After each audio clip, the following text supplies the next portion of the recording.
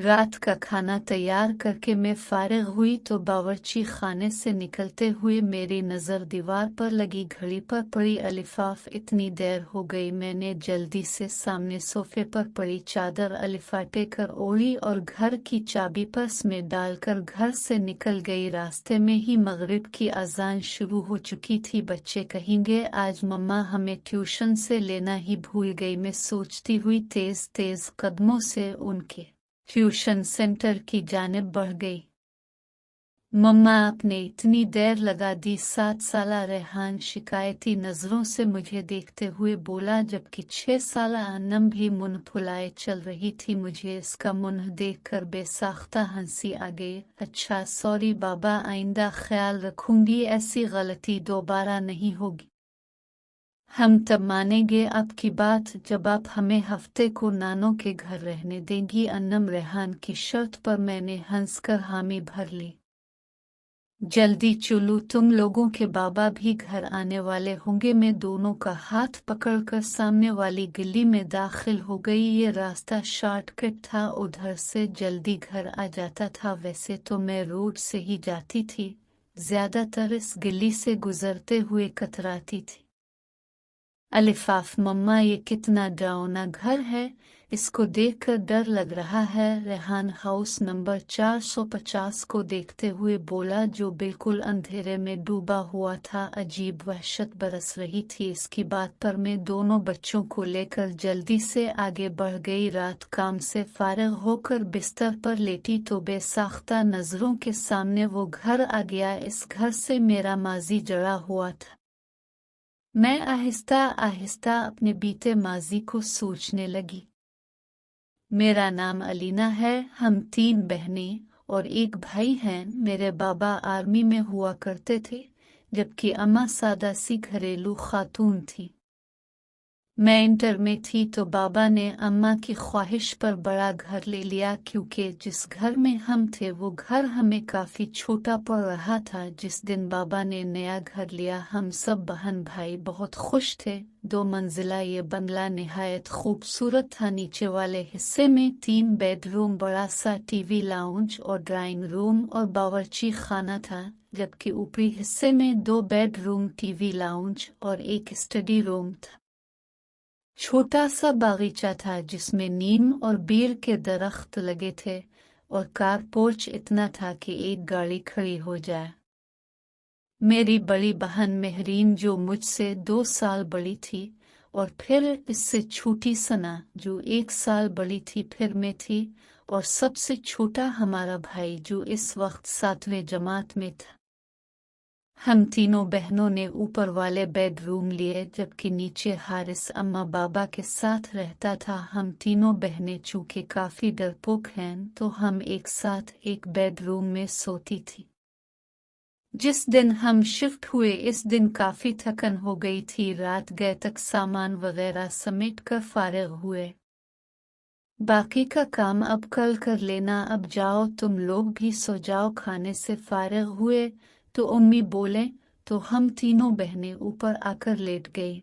थकन इस कदर थी कि लेटते ही नींद आ गई। अभी सोए ज्यादा देर नहीं हुई थी कि मुझे नींद में ऐसा लगा कि कोई बाहर दरवाजा बजा रहा है। मैंने अलिफाटे कर दरवाजा खोला तो सामने काली बली खड़ी मुझे घूर रही थी। इसको देखकर मेरी बेसाख्ता चीख निकल गई। मेरी चीख पर मेरी बहनें घबरा कर अलिफाटे गई। क्या हो गया, सब खैर तो है? मेहरीन ने मेरे पास आकर पूछा। तुम बली से डर गई? उसने हैरत से बली को देखते हुए कहा, और मैं शर्मिंदा होकर वापस बिस्तर पर आकर लेट गई।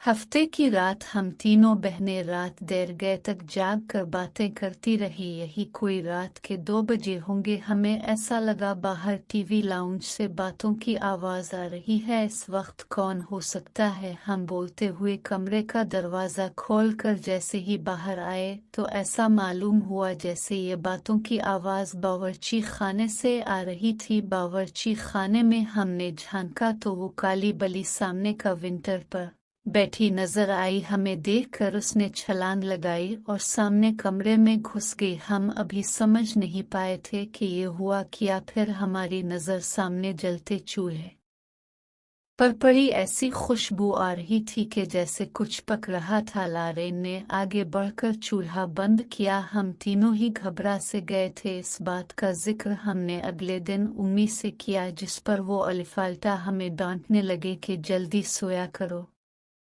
इतवार खाला अपनी फैमिली के साथ हमसे मिलने आ गई थी। रात देर तक वो अपने घर गई तो नीचे टीवी लाउंज में रखे तख्त पर बैठे हम तीनों बहनें और उम्मी बातें कर रहे थे, जबकि अबू और हारिस सोने जा चुके थे कि उम्मी की नज़र लाउंज से जाती सीढ़ियों पर पड़ी। अरे अलीना बेटा, ऊपर देखो, कोई बच्चा रह गया। खाला के छोटे छोटे बच्चे थे, काफी शरारती से। उम्मी को लगा कि कोई बच्चा ऊपर ना रह गया हो। उम्मी की बात पर हमारी नज़र भी ऊपर की जानिब जाती सीढ़ियों पर अलिफाटे तो दीवार पर छोटे बच्चे का साया नजर आया। मैंने अलिफाटे कर ऊपर जाकर देखने लगी, मगर वहां कोई भी नहीं था, जिस पर मैं खौफजदा होकर तेजी से नीचे आ गई। जब मैंने उम्मी को बताया कि ऊपर तो कोई भी नहीं, तो उम्मी भी चुप सी हो गई। हम सभी हैरान थे कि जब ऊपर बच्चा नहीं था तो वो साया किसका था। कुछ दिनों बाद बात आई गई हो गई। हम सब घर वालों को कजिन की शादी में इस्लामाबाद जाना था। 2 हफ्तों बाद हम वापस जब घर आए तो बड़ी अजीब हैरत हुई। पूरा घर शीशे की मानिंद चमक रहा था। ऐसा लग रहा था कि रोज घर की सफाई होती रही हो। हमें ये सब देखकर बड़ी हैरानी हो रही थी। बल्कि हारिस बोला, ऐसा लगता है रोज काम वाली आकर काम करके जाती थी। मैं मुंह धोने की गरज से गुस्ल खाने में गई तो गुस्ल खाने का गीला फर्श देखकर मुझे हैरत का धचका लगा। ऐसा लग रहा था जैसे किसी ने गुस्ल खाना इस्तेमाल किया हो।